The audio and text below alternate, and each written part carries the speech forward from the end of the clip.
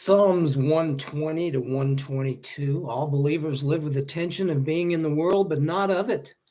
This can subject us to false accusations and deceitful tongues. But here is another opportunity for us to cry out to the Lord for deliverance. I will lift up my eyes to the mountains. My help comes from the Lord who made heaven and earth. He will not allow your foot to slip. He who keeps you will not slumber. I love that song. He who keeps you will not slumber. He will not allow your foot to be moved. He who keeps you will not slumber.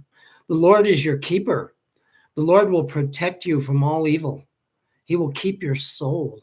The Lord will guard your going out and your coming in from this time forth and forever.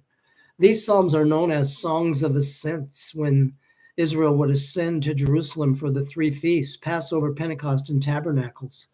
Our experience is assembling ourselves together for fellowship with other believers. I was glad when they said unto me, let us go to the house of the Lord. We look forward to rallying around the person of Christ with other believers for fellowship, study, prayer, and worship. Now note that David says, pray for the peace of Jerusalem. May they prosper who love you. This is God's heart for Jerusalem and should be ours also. The Prince of Peace will indeed bring peace to Jerusalem.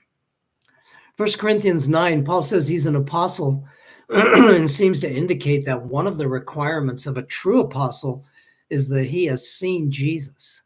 It is my opinion that we no longer have apostles in the sense of those who were used to build the foundation of the church. We have apostles or sent ones in the sense that they are sent with the word that has already been established. These are typically called missionaries. The canon is complete. This is important as today we have those who claim to be super apostles that have a new word or new revelation from God, and this is simply not true.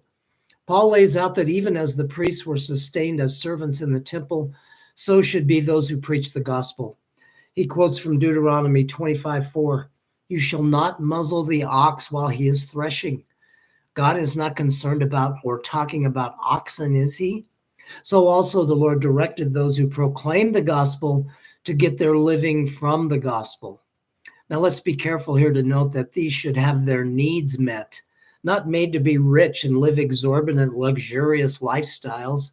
We can see many examples where this has been perverted through the prosperity gospel.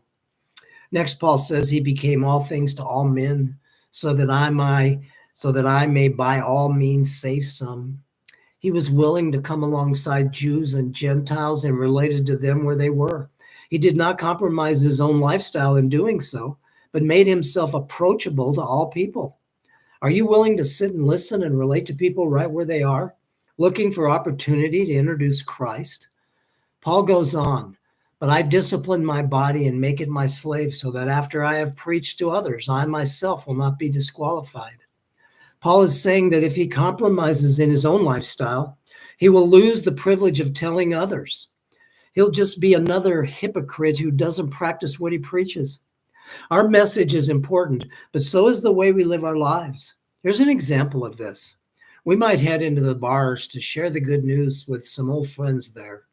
If we end up getting drunk with them, we will be disqualified, as they will witness that the message we preach really has had no power to transform us in our own lives. So why should they think it could transform theirs?